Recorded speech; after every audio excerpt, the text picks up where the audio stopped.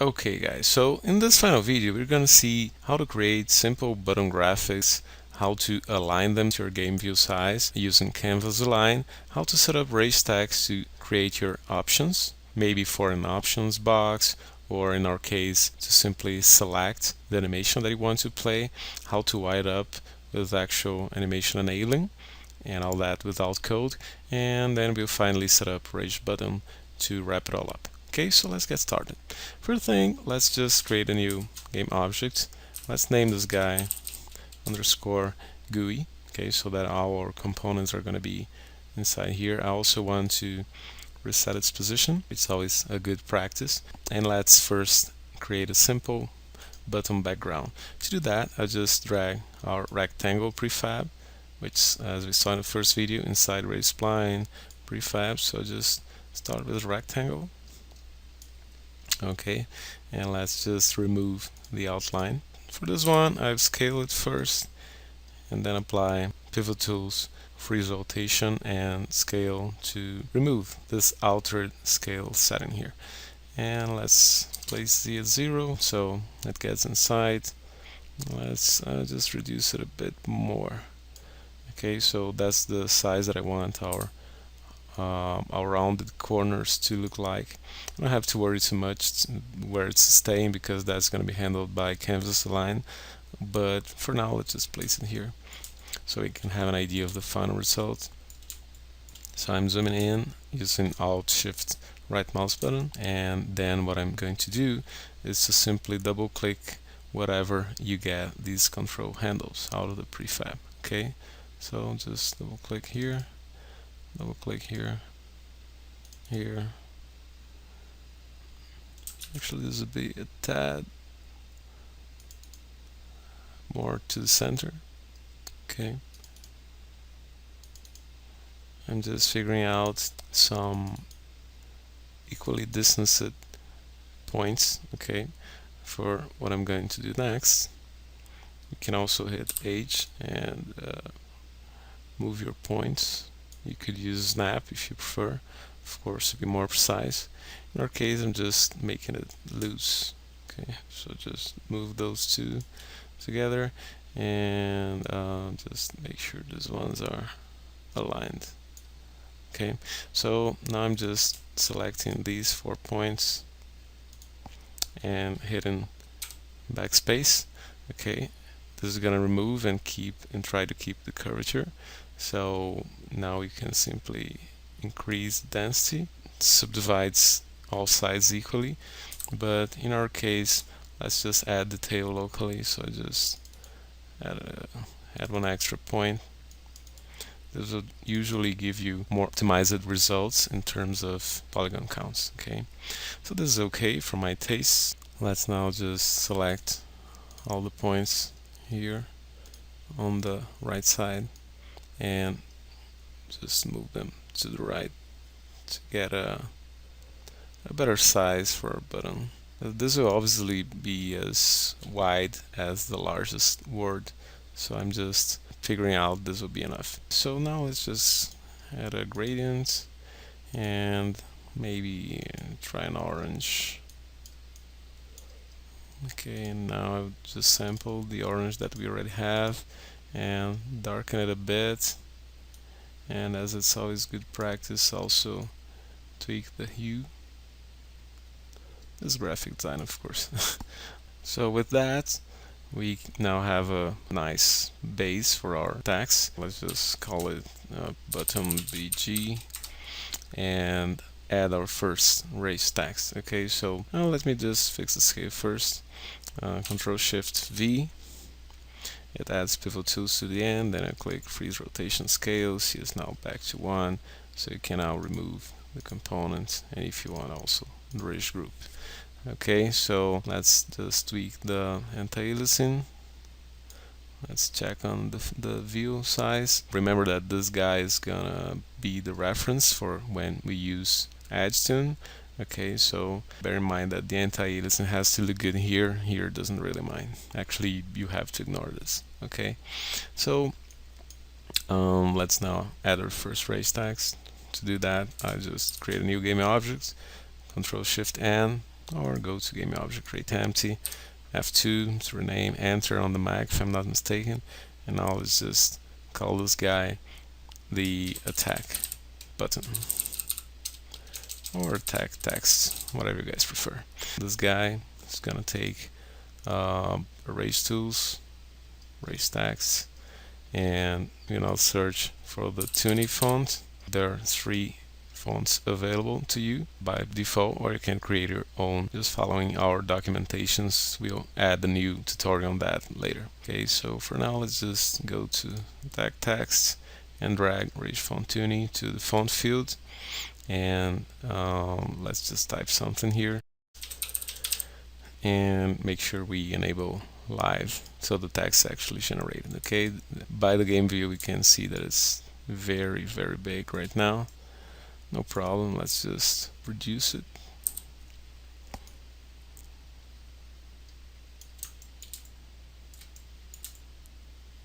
Okay, increase a little bit and move it over here, and then let's move it along the Z position, just so it's actually in front of the button background. Okay, so now we want to have a common ancestor for both the button BG and the attack text. So let's call this guy the attack button,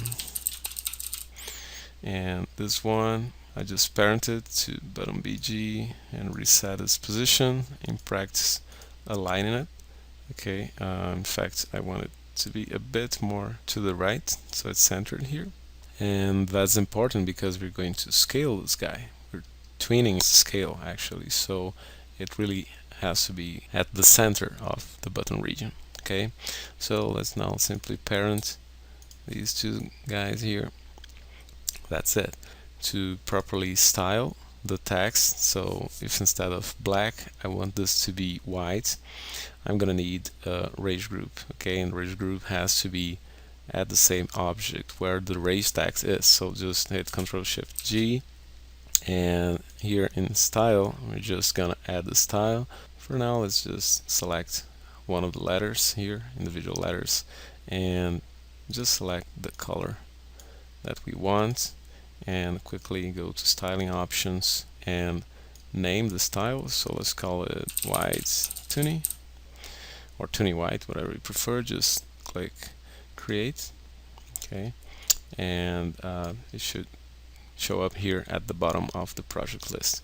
So now we just have to go back to attack text, and here in style is just drag and drop white Tuni, and as soon as you refresh the text, just click here, it's gonna apply this style to all letters. Okay, so you can have gradients, you can have whatever you prefer, it's gonna work just fine. Let's now just increase contrast a bit, just tweaking the colors here so that it's not so hard to see the white letters. Okay, just maybe that, and this one would be about here. Okay, that definitely looks better. So now that we have all this set up, we have our first button graphics done. Instead of duplicating it straight away, we're going to first set up all its functionality, and then we simply duplicate it, and that makes things much easier. Let's first select this guy and add a rage button. Okay, so by default it has the advanced mode enabled. If you disable it, the interface gets simpler. On the click actions, we're going to play with enable and disabling, and that's only available in the advanced mode. If you're just executing methods, okay, you just drag and drop your game object, which has the given component here. Okay, check the docs for the precise name of the method that you need to use if you want to use this approach. In our case, we'll just use object enabling to toggle the animations. Okay, that makes it much more designer friendly and doesn't require you to disable your designer thinking mind while you're setting this kind of functionality. So Rage button itself is very simple, and it's easier to show it in an actual case for you guys to understand. So let's just first organize this a bit. Let's just drag attack button within underscore GUI to keep things tidy. Okay, and the next thing we're going to do is to add a new game object, and this game object will be animation player. Okay, so basically let's call it, for instance, underscore play attack. I've used the underscore at the start of the name just so it stays on the top. What I have to do here is to simply keep it disabled, okay, like so, and just search for play anim on enable, which is a script which comes included in the extras of RageTools. So it's very handy and very simple. You can check its code if you want, extend it if you want, but it really works fine for what we're doing here and doesn't require us to touch MonoDevelop or Visual Studio. So let's just make sure that we have the animation component that we're going to use here, okay, and define the clip name. If you guys forgot it, just click on controller body and you're gonna see all the animation names here, and this is the component that's gonna feed that field. So let's just select it and drag controller body to the animation component field. Okay, so it picks straight away just the animation component, and the clip name is gonna be cyberhacker underscore attack. Okay, so just type it in. If you prefer, if you're afraid of typos, just select it and hit F2, Control C, and then get back to your enabler object and just Control V to paste it. Okay, so there's no room for mistakes. Fine, so this is just the guy who plays the attack animation, and we have another one who will play the idle animation. So I just duplicate it, make sure it's disabled, and simply change this to idle. Fine, that's all we need for the players. If I had more animations, like in the final demo, I would simply duplicate more instances of this guy and just added this field. Okay, the rest you don't need to touch. So now let's get back to the attack button. What we're going to do is to, in the advanced mode, when it clicks, okay, whatever is in Cyclic Actions is what is going to happen when you actually click the button. It's going to enable the play attack objects, okay, and it's going to disable the play idle objects, okay, so that if you have already played the idle animation, have just clicked on attack, it enables this guy and disables idle, so that when you click the idle button again, which is gonna be about here, okay, we'll do that in a second, it works just fine. So if I had more buttons, I would simply add more of these players, of these enabler guys, and simply repeat the process that it just did here. Okay, next I'll define the twins. So the twin animations, you just assign a target object. If it's the same object, which usually it's the case, you simply don't assign anything here, and that's why without the advanced mode you don't have the target object. If you're playing an animation in another object completely out of this hierarchy, you drag it over to this target field. Okay, bear in mind that you can have twins anywhere down the hierarchy, not just at the same level of the rage button component. It's gonna literally broadcast a message to every guy within that chain. Okay, so in our case we won't need the target anymore, just disable advanced, and we will just add strings here that's going to tie up this component to the hot twin components. Okay, so let's just first add a hot twin component here, and that's the first one. So that's the hot twin editor component, visual editor component. So first click on add twin, okay, and usually you will want to select the transform. Okay, these are all the components that may be twinned. Okay, any parameter that's inside it may be twinned, but in our case we just want to move and scale this button, so let's just select transform for now. Okay, and click on twin this.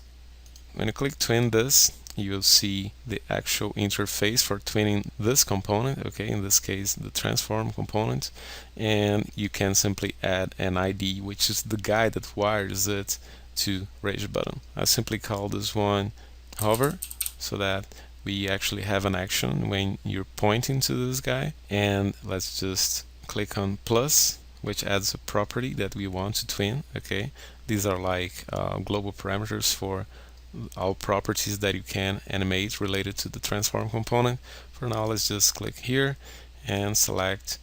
Initially, let's just change the local position. Okay, why am I using local position instead of position? Simply because this guy, actually this parent GUI guy here, is going to be aligned using canvas align. We're going to do that in a second. So it's important that you make that in the local position so that it doesn't interfere with what canvas align is doing. Okay, so let's just select local position, and well, there are many options here. I just use relative, which means you will add or remove something from the position component. Okay, I could, without the relative enabled, I could simply add a precise number here if I rather. In this case, I'll simply move it a bit to the right and see how much I want to slide it to the right.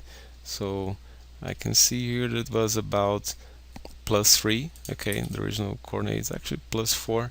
So I just do that. I just twin by 4 units to the right. Duration, let's make it, since it's a simple hover, let's just make it something like 0.25.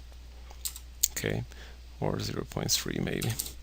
The update type, I won't touch that. So since this is what it happens when it's hovered, okay, I'm just setting this to ease out quad is okay. Let's start with this one. It's just the ease type. Okay, there's one that I like a lot, which is the elastic.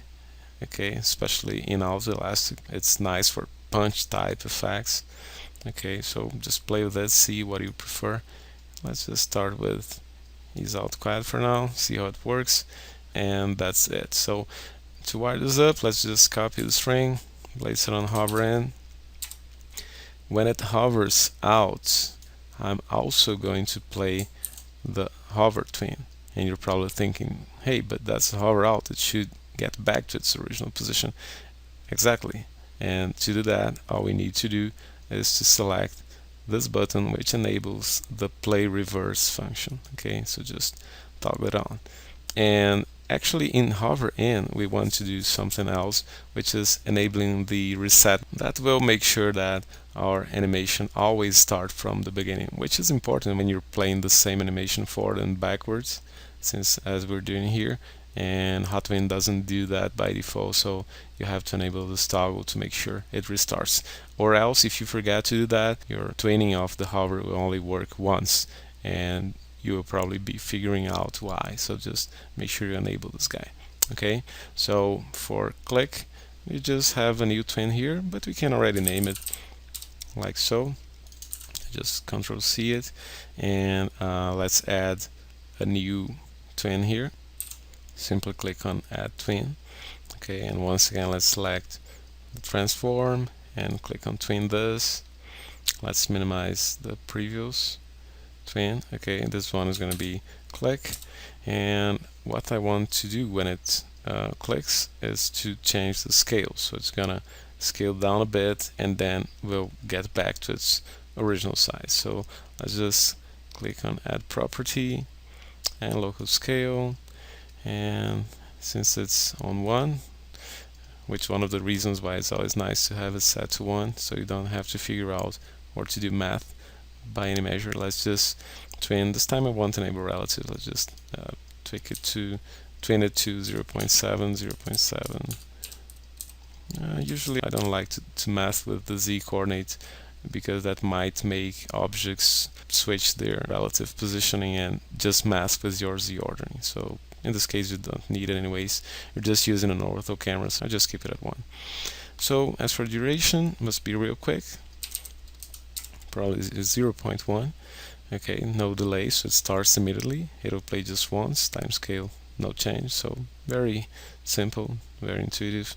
So let's just keep it like so. So now I simply duplicate the twin itself. Okay, let's just minimize it.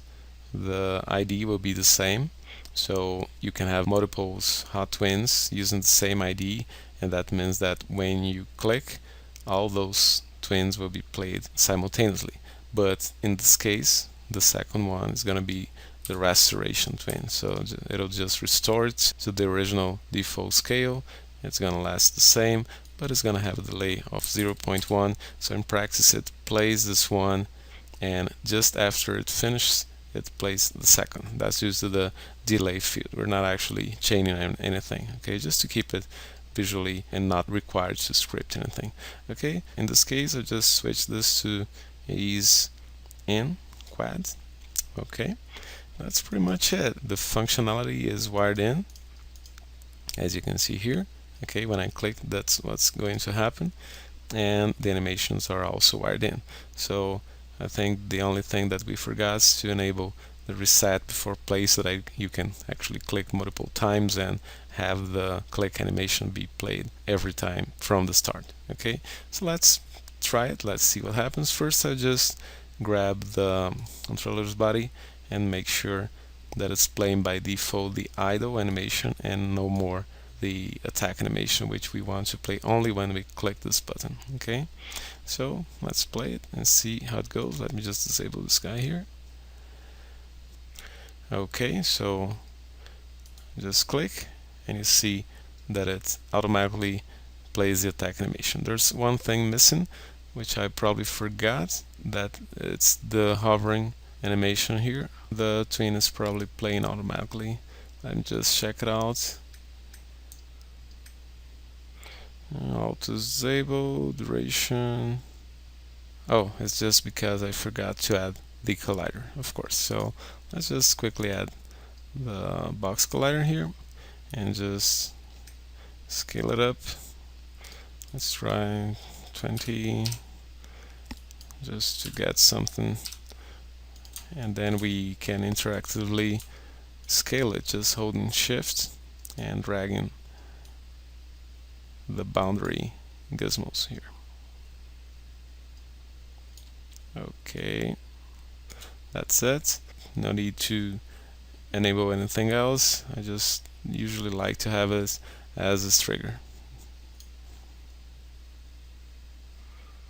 And that's it. Once I hover over it, it slides to the right. When I remove the pointer, it gets back to the original position. And when I click it, the animation is played, and you can see the zooming in and out effect here. Okay, so just as we wanted, let's just disable it, and now I'm gonna duplicate it. Let's rename this guy to idle button. This will be the idle text. So let's just disable live and just rename it here and enable it again, and let's just move everything down. The text should definitely be centered, so let's do that. Just change alignment to center and move it to where it should be. When you added the text, it automatically refreshes Rage Group, updates it, but it's always a good practice to click here just to make sure the style is being applied to the right elements. So now that this is all set up, let's just enable advanced here on Rage buttons and make sure that we're swapping this. So the disabled guy is going to be play attack, the enabled guy will be play idle. Okay, so this is what's being enabled, this is what's being disabled, and the twin animations are going to be the same. Okay, the hover in, everything's the same, since this refers to the local transform, the local game object. Okay, so let's try it, see if it works. So in effect, this lighting is working. Let's see, play the attack animation, and I'll play the idle animation. And you can probably notice that when I play idle, it's not looping. So let's just fix this real quick. Just grab the controller's body, select CyberHacker idle, and make sure it's loop. Let's see if that works things out. Attack, and then idle. So the arm is not restoring its position, and that's an animation issue. You can just fix it in the animation itself. Let's do this real quick. Just select the element which has the animation component, go to animation window, and here it's CyberHacker idle. Let's look for the controller right arm, transform, rotation Z, and yeah, in effect it has no ending keyframe. So let's just make sure we add one. Okay, to the right arm and right forearm as well. This one is fine because it actually moves something. So yeah, I think that probably works things out. And let's also make sure that it reverses whatever change we've done to the wrists. So let's just quickly add an event here. Always good practice not insert the event at the very first, the 0 frame. Okay, I usually like to add it to 1 due to the time that Unity takes to start up any animation. This might render your event to not be recognized. This is being fixed, in fact, by the Mechanim new system, so there are definitely going to be advances in this front. But for now, just make sure you add an event here, and just add it, select the switch set item method, and just make sure that we have left hand close and right hand close as well. So let's just exit edit mode and hit play, attack, and idle, and you see that it's now working just fine. Okay, so that's it basically. The last thing that would be cool having is using canvas line and RageTools. So let's do it real quick just to wrap this tutorial up. So the first thing that canvas line helps you with is that when you switch the format, you're gonna get your GUI elements cropped, right? So to fix that, simply grab your GUI guy and add the component RageTools canvas align, and it's going to use the center of the object. Okay, like so. So simply grab the actual visual elements and move them relative to that guy. If you prefer, you can also add the collider, okay, just so that you have a visual reference for the actual corner that it's being aligned to. In this case, it's top left corner. You can switch it here. You can select other cameras. You can click refresh here to update the camera list if you've added it after assigning the canvas align component, and you can also run it only on start, only when you hit play, or when you run it on your target device, which is usually what you're going to want, except if you're publishing to the PC or the Mac, where the user might want to change the resolution. But for most mobile devices, you just have a fixed resolution, so just enabled. Okay, in our case, let's just keep it as is and just move these two guys a bit closer here. And you notice that when I switch this, it automatically changes the positioning of your object. Okay, and just to prove that local position was the right setting for Hotwin, let's just hit play, and you'll see that it slides properly. Okay, so just using relative in between and canvas align, you get this worked out. As for RageTools, to keep your text graphics always sharp, independent of the target resolution, very simple as well. It's always recommended when you're using it and rage text to, if you have just static text like this, you could even remove the component, rage text component, and just keep the actual characters. That would remove a good layer of complexity, but you may leave it as long as you set it up all first, and then only after that you go to the root guy here and add a single RageTools. Okay, so let me just add it and make sure that the group is updated, and just click initialize. Remember that it's always a good idea to increase a bit the resolution here, where you can see some stair stepping or aliasing of the text, and then you enable tweak and tweak the anti-aliasing for everyone. It's probably gonna get a bit blurry in some areas. I just check the text for now. I just ignore the button graphics. Okay, and I just click update and disable tweak actually, and just go to the background graphics and manually reduce the anti-aliasing. Okay, let's see, a good value here would be 0.06. I use the same for the other background.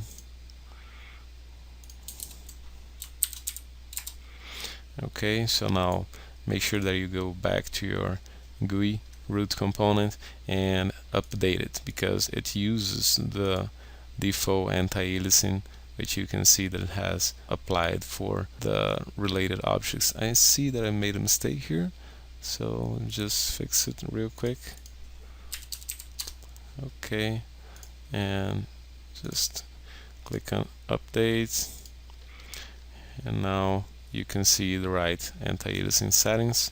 Okay, so make sure to update it and then disable tweak if you have used it first, and then simply click on initialize. You can guess the maximum subdivision, but in this font, specifically for this font, you probably won't want to subdivide it too much. Just maybe 16.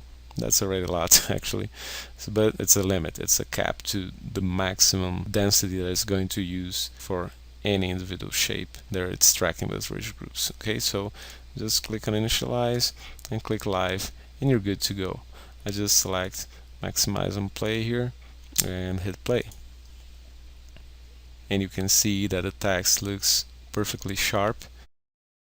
For this improved resolution, you could also check with stats. We have 3.4K here and 2.1K here, where we have less polygons. Okay, it's less subdivided.